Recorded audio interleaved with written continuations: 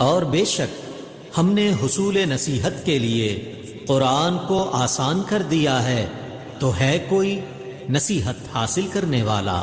بسم اللہ الرحمن الرحیم۔ السلام علیکم ورحمۃ اللہ وبرکاتہ۔ آج کا ہمارا ٹاپک ہے اقلاب کے بارے میں۔ نون ساکن اور تنوین کے روز میں غننے کی 4 اقسام ہیں: اظہار، اخفاء، ادغام اور اقلاب۔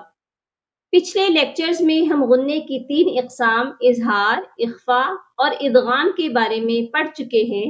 اگر آپ میں سے کسی نے پچھلے لیکچرز نہیں دیکھے تو وہ آئی کے اس بٹن کو کلک کر کے غننے کی پچھلی اقسام کی ویڈیوز کو ایک بار ضرور دیکھ لیں، تاکہ آج کی کلاس آپ کو آسانی سے سمجھ میں آ سکے۔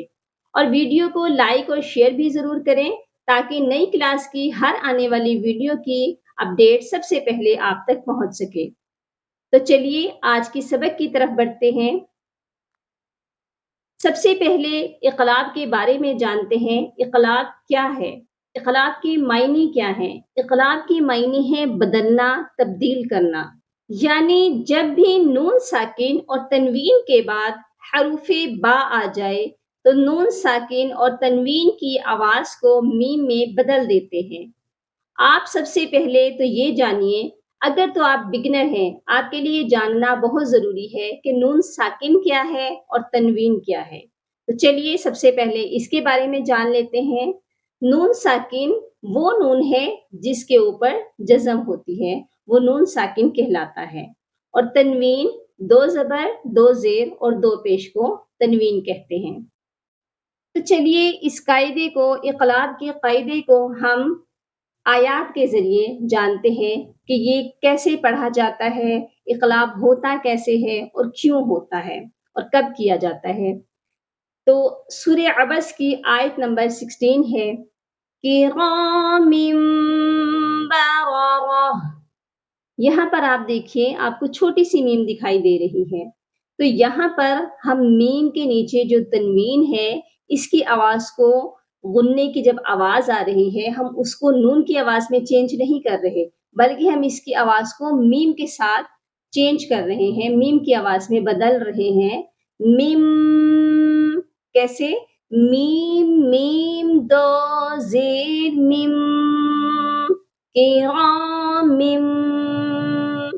یہ میم اسی لیے ہے، اور یہاں پر یہ میم کیوں ہے یہ بھی ہم نے ضرور جاننا ہے کہ یہاں پر یہ میم کیوں آئی ہے، اس کی آواز کو ہم نے میم میں چینج کیوں کیا ہے۔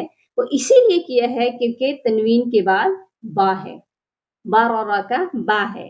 اور قاعدہ بھی یہی ہے کہ جب بھی نون ساکن کے بعد با آ جائے یا 2 زبر، 2 زیر، 2 پیش کے بعد با آ جائے تو ہم تنوین کی آواز کو بھی اور نون ساکن کی آواز کو میم میں بدل دیتے ہیں، یہی اقلاب کہلاتا ہے۔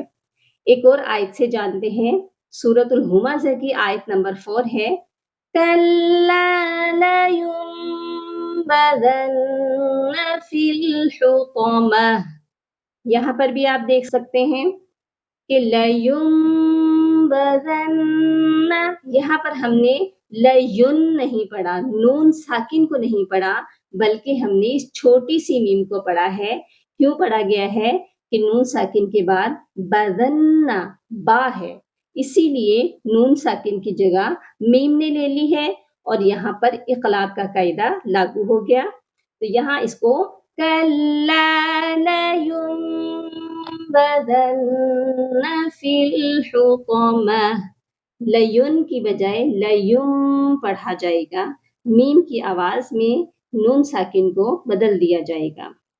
تو یہی اقلاب کا قاعدہ کہلاتا ہے، اور انشاءاللہ اس کی پریکٹس ہم نورانی قاعدہ کے اجزاء قواعد میں کریں گے، اور کل کے لیکچر میں ضرور اس کی پریکٹس ہوگی۔ کل کا لیکچر ضرور دیکھیے گا اور اس کی پریکٹس بھی کیجیے گا تاکہ یہ آپ کے لیے اور آسان ہو جائے۔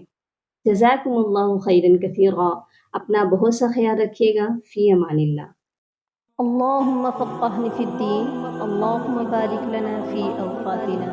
سبحان ربک رب العزة عما یصفون، وسلام علی المرسلین، والحمد للہ رب العالمین۔